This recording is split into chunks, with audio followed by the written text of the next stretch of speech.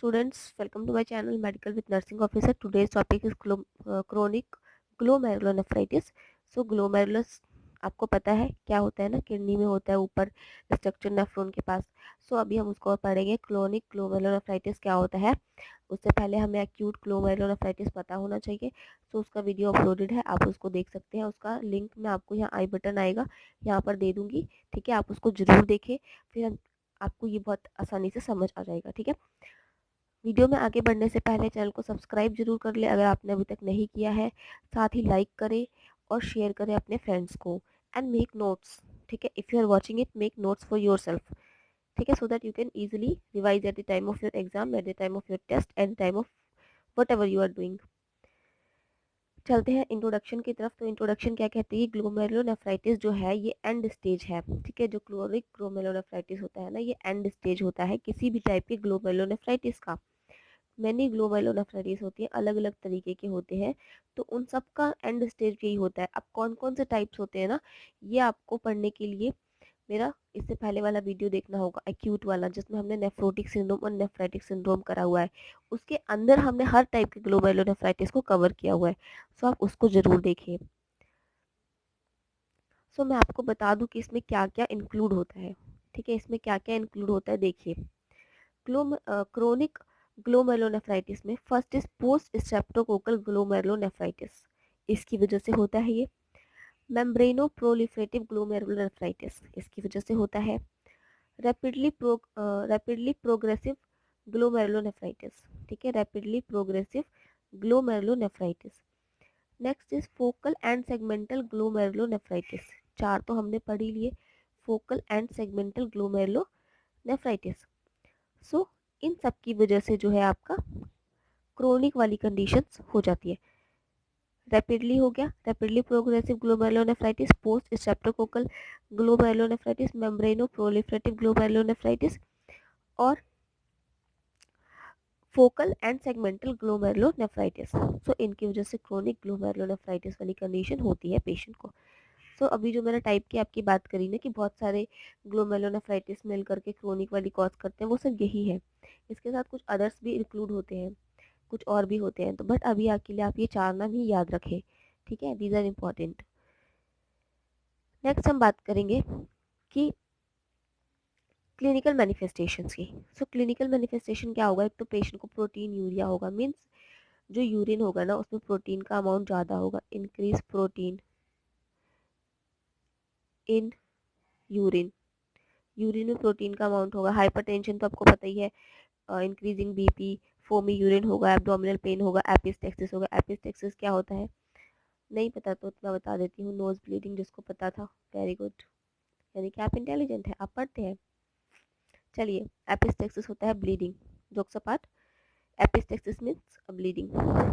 Next हम बात करें मॉर्फोलॉजी की. सो मॉर्फोलॉजी में क्या होता है कि ग्रॉसली स्ट्रक्चर की बात करें हम. आपको पता है जैसे कि हम पैथोलॉजी पढ़ रहे हैं, जैसा कि मैं आपको हर वीडियो में बताती हूँ, हम पैथोलॉजी पढ़ रहे हैं और पैथोलॉजी में हम मॉर्फोलॉजी के स्ट्रक्चर देखते हैं, जिसमें हम ग्रॉस और माइक्रोस्कोपी देखते हैं. ठीक है, हमें यहाँ पर कोई मैनेजमेंट नहीं देखना है पैथोलॉजी के अंदर, क्योंकि आपसे कभी एग्जाम में पूछेगा ही नहीं. तो जो चीज़ें पूछेगा ही नहीं उसको बिना मतलब में पढ़ करके क्या फ़ायदा, जिसको हम दूसरे सब्जेक्ट में, हम मेडिकल सर्जिकल में ऑब्वियसली उसको पढ़ चुके हैं एक बार, तो उसको दोबारा पढ़ करके या फिर दोबारा उस पर टाइम वेस्ट करके फ़ायदा नहीं है. उसको आप रिवाइज करें, वो ज़्यादा फ़ायदा रहेगा आपके लिए. तो हम स्ट्रक्चर पढ़ लेते हैं जो कि हम मेडिकल सर्जिकल में नहीं पढ़ते हैं, हम पैथोलॉजी में ही पढ़ते हैं. ग्रॉसली स्ट्रक्चर देखिए, इसमें बोथ किडनीज जो है कि शो करती है डिफ्यूजली ग्रैनुलर कॉर्टिकल सर्फेसिस और सिमेट्रिकल कॉन्ट्रैक्शन, उनमें जो है कि शो होता है. ठीक है, अब मैं आपको बताऊं क्या हो जाता है. देखिए, जैसे कि अभी हम यहाँ पे ड्रॉ करेंगे kidney, that is renal pelvis, that is kidney. अब आप कहेंगे ये कैसा किडनी है इतना छोटा सा, तो यही तो डिजीज कंडीशन है, किडनी श्रिंक हो जाती है. एक्चुअल स्ट्रक्चर क्या होना चाहिए, किडनी का एक्चुअल स्ट्रक्चर होना चाहिए ये, है ना, बट है नहीं, क्योंकि किडनी जो है श्रिंक हो जाती है. क्रोनिक ग्लोमेरुलोनेफ्राइटिस में किडनी जो है श्रिंक हो जाती है. ये इसका ओरिजिनल साइज है ना, दिस इज ओरिजिनल साइज. ये आपका ओरिजिनल साइज है किडनी का, बाहर वाला, बट ऐसा है नहीं. ठीक है, ये जो है आपका कॉन्ट्रैक्टेड किडनी है, कॉन्ट्रैक्ट हो गई है किडनी, ठीक है। और इसकी सरफेस पे ना, किडनी को अगर आप देखेंगे तो इसके सरफेस पे स्मॉल ग्रैन्यूल्स दिखाई देंगे ऑन द आउटर सरफेस। यहाँ पर ग्रैन्यूल्स जैसा स्ट्रक्चर जो है यहाँ पर दिखाई देगा, that are small granules, small granules इसमें दिखाई देंगे, एंड दैट इज, तो आपको पता ही है रीनल पेल्विस। डायग्राम से तो आप बहुत अच्छी तरह से आपको पता होगा, हर एक लेक्चर में हम डायग्राम को ड्रॉ कर ही लेते हैं, है ना। तो दैट इज रीनल पेल्विस, ठीक है, that is renal pelvis, that is the original size. जो ब्लू कलर से ड्रॉ किया ओरिजिनल साइज है, जो रेड कलर से ड्रॉ किया है, जो रेड कलर से ड्रॉ किया है दैट इज अ साइज जो कि डिजीज कंडीशन की वजह से हो गया। ये क्या हो गया, श्रिंक हो गया है, ठीक है, कॉन्ट्रैक्ट हो गया है। और कॉन्ट्रैक्ट होने के बाद डिजीज कंडीशन की वजह से इस पर एक और चीज़ हुई है कि इस पर ग्रेन्यूल्स, छोटे छोटे से ग्रेन्यूल्स का फॉर्मेशन जो है कि हो गया है आउटर साइड पर पे, ठीक है। आउटर सरफेस जो होता है किडनी का, वहाँ पर ग्रेन्यूल्स का फॉर्मेशन हो गया है, दैट आर स्मॉल, ठीक है, स्मॉल स्ट्रक्चर। नेक्स्ट हम माइक्रोस्कोपी की बात करें तो माइक्रोस्कोपी में क्या होता है कि obliteration of granuli, atrophy of kidneys, ठीक है। किडनीज में एट्रोफी हो जाएगा, मीन्स किडनी छोटी हो जाएंगी, जो कि अभी हमने देखा। एट्रोफी का क्या मतलब होता है कि जो उसका एक्चुअल साइज होता है ना, उससे उसका साइज कम हो जाना, दैट इज एट्रोफी। और ऑब्लिटरेशन ऑफ ग्रेन्यूलाई, ठीक है। और अगर एक और बात, अगर हम किडनी को कट करके देखते हैं, अगर हम किडनी को कट करके देखें तो जो उसका कट सेक्शन होगा ना, वो क्या शो करेगा कि उसमें जो कॉर्टेक्स है, जो किडनी में कॉर्टेक्स है वो थिन हो गया है, ठीक है। और जो पेरिपेल्विक होता है ना, वो पेरिपेल्विक फैट होता है, वो बढ़ गया है। पेरिपेल्विक फैट।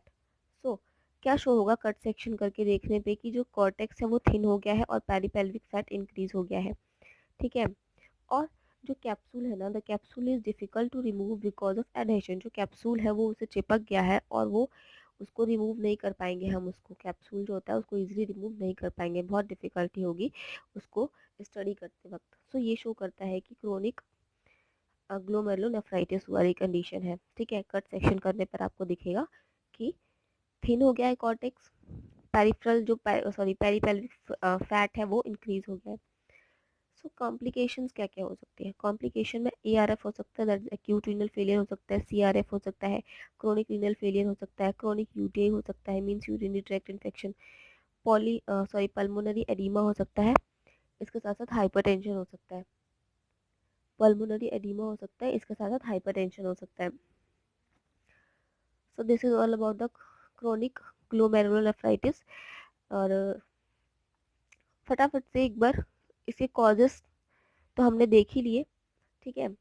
कॉजेस हम देख चुके हैं, स्ट्रक्चर को फटाफट से एक बार और देखने की कोशिश करते हैं।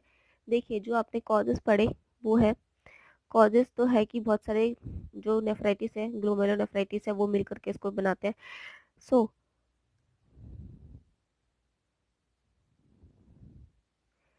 That is the actual size of the kidney, ठीक है, actual size of the kidney, that is the disease condition वाली क्रोनिक ग्लोमेरुलोनेफ्राइटिस किडनी, ठीक है। श्रिंक हो गई है, ये क्या हो गया है इसको, ये जो स्ट्रक्चर है श्रिंक हो गया है, ये है आपका रीनल पेल्विस, ठीक है।